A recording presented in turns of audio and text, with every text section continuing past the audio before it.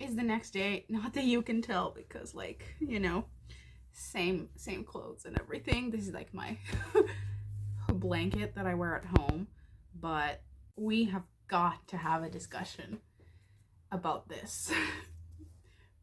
About that. I flipped through it last night. I flipped through it last night. All of the stories are set in America, in modern day America. And then I remembered the one story that I liked, and I checked the author. It was written by Kelly Barnhill, also the author of She Who Drank the Moon. The only person in this book who wrote an actually imaginative, fun, whimsical story about a dragon was a children's author, which does not surprise me in the least. Like, in the least. Kelly Barnhill is wonderfully imaginative, and she has very good whimsical, magical writing. Like, I loved She Who Drank the Moon. Girl Who Drank the Moon, not she. Girl Who Drank the Moon. And she's the only story inside this book that I like. I hadn't even read her before. So now when I checked, I realized that she was the one who wrote Girl Who Drank the Moon, and I was like, makes sense. The only person with an imaginative bone in this collection is a children's author. Like, it was embarrassing. After that, I picked up, what's the story?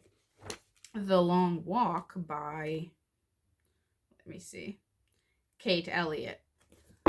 She's the only one who didn't set the story in modern day America. But she has a more patriarchal society than we have ever had. Like, it's so much worse.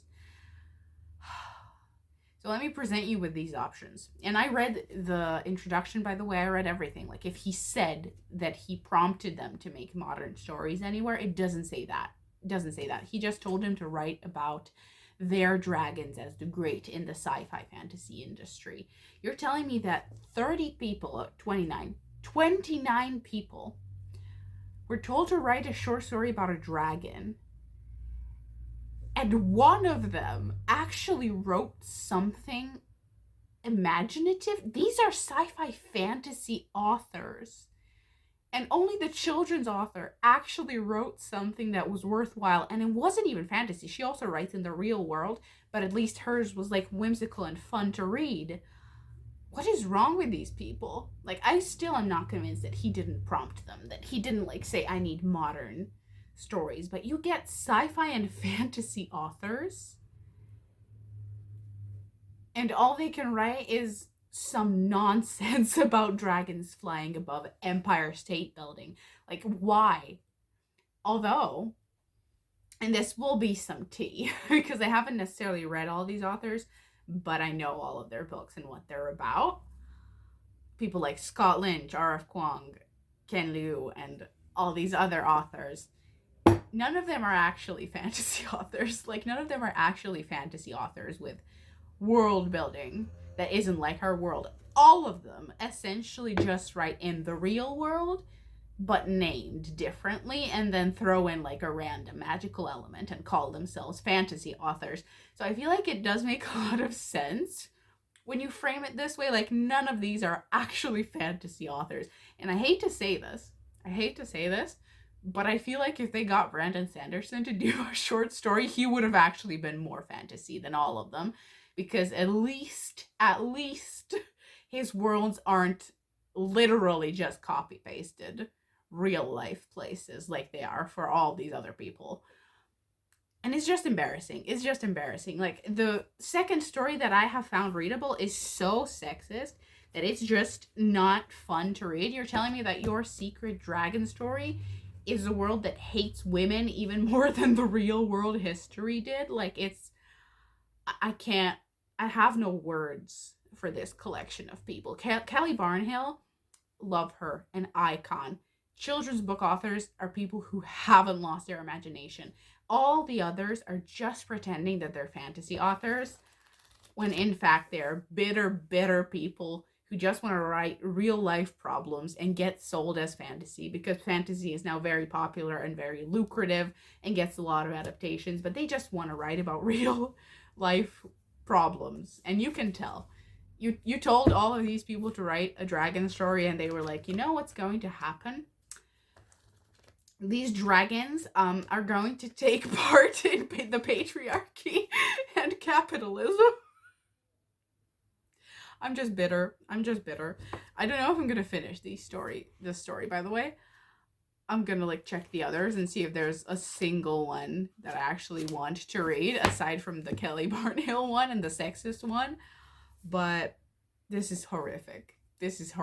You got such a good illustrator, but you got the worst authors. I guess that's because modern fantasy authors aren't even fantasy authors. Not all of them. I'm generalizing. I'm just using like these.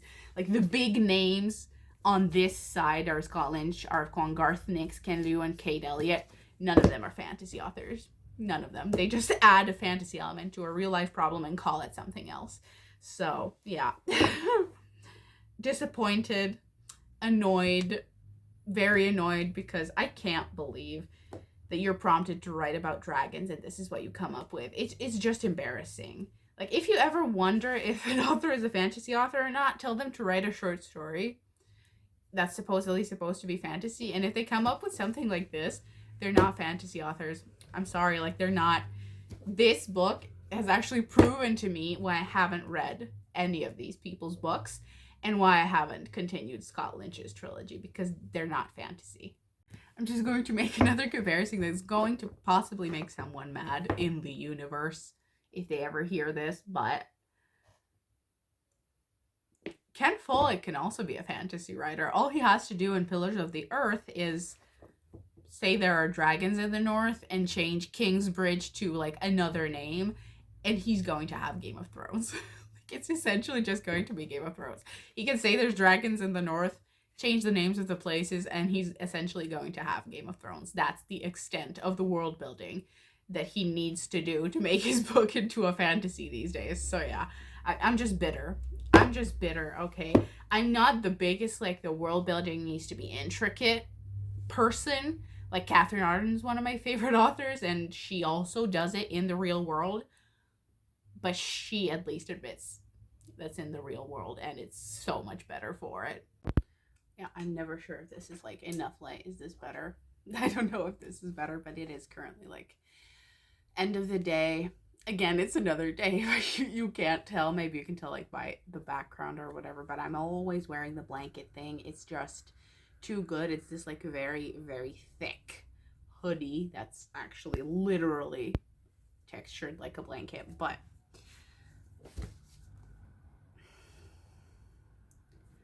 I'm not reaching for it, like, in the least. I opened it up a couple times to the chapter, remembered which characters I have to read about, and immediately closed it. Like, I don't know what is going to motivate me to keep reading this. The book club isn't enough. The book club thing isn't enough because everyone's liking it, and I'm not. So it's not really motivational for me.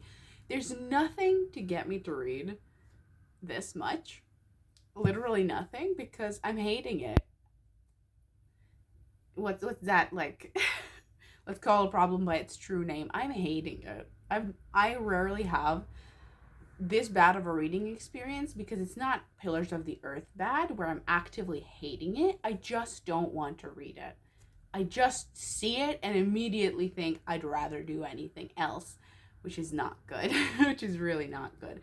I usually set myself like a goal, especially with books that I'm not actively hating, of like at least get halfway through, especially with these like bricks.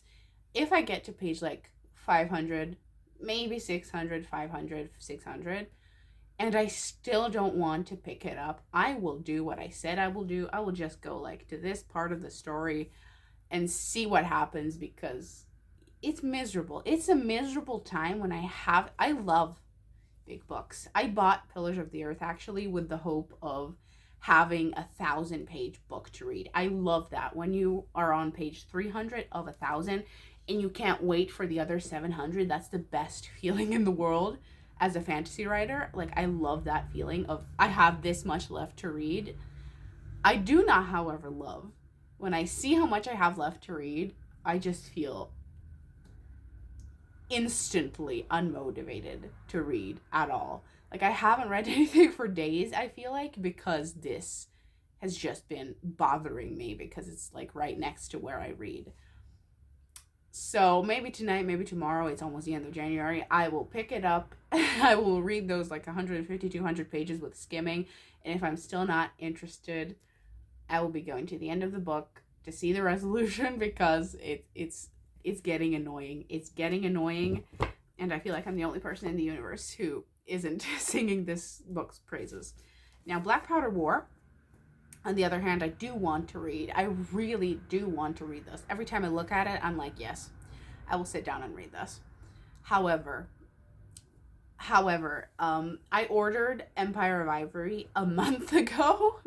Like, my local post office has been pretty much striking for months now. I ordered some stuff in November that got there like at the end of December, and then you're like, okay, but that's like the Christmas rush. Why is it taking all of January to deliver 2 books to me?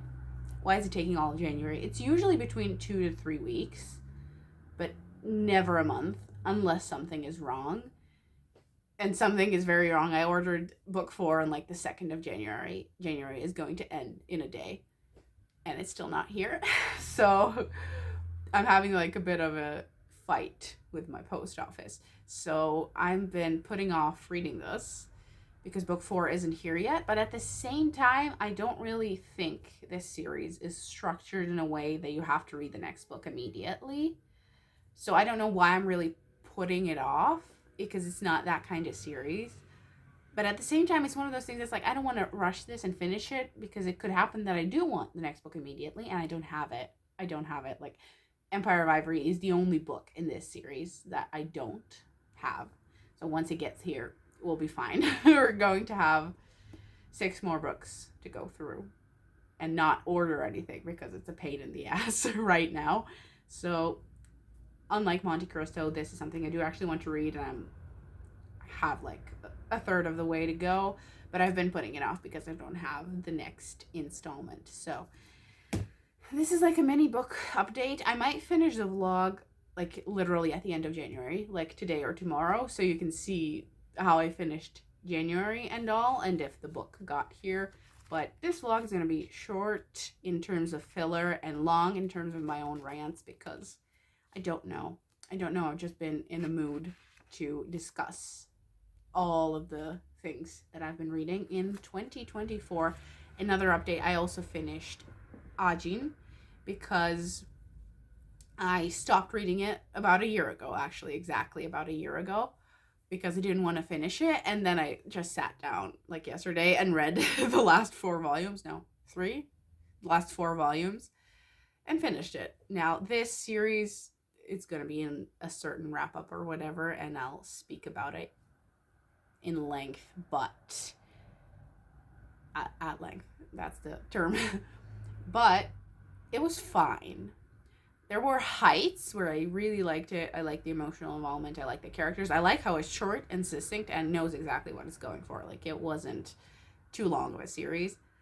But the ending was a little underwhelming, and I can't really explain why. I can't articulate why it was underwhelming, but I do know that it was, if that makes sense. Like, it just didn't deliver in a way that I felt like, oh, that was an excellent story. It just felt a little like, oh, yeah, I mean, it's done now, I guess.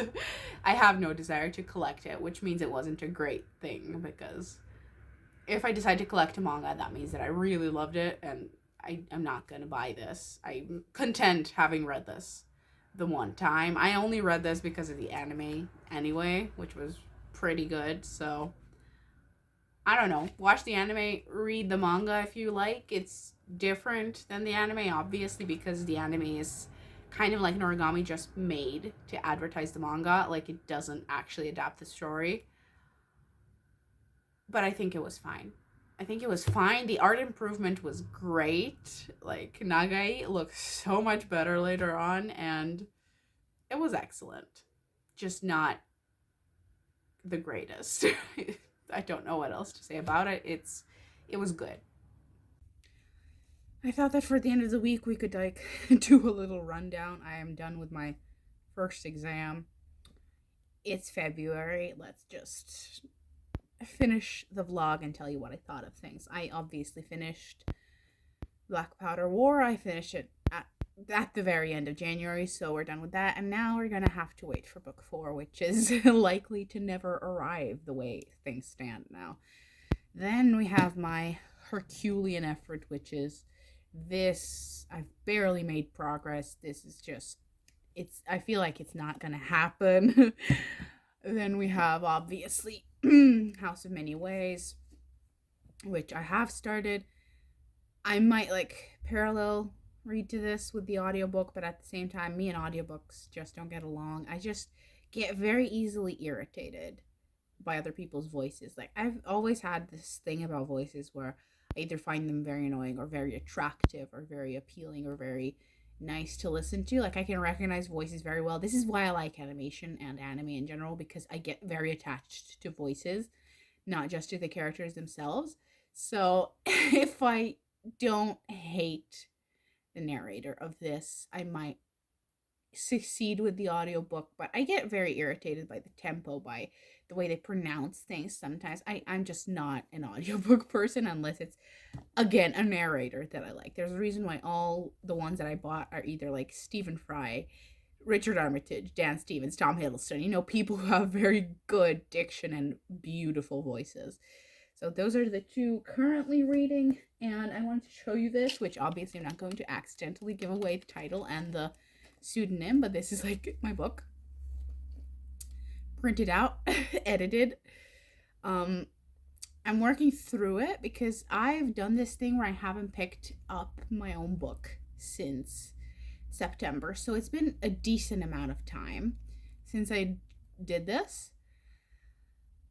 And I feel like it gives me kind of objectivity in terms of pace, in terms of what's working and what's not. And I really like that I took this break because now reading it, it's almost like I wasn't the one who wrote it.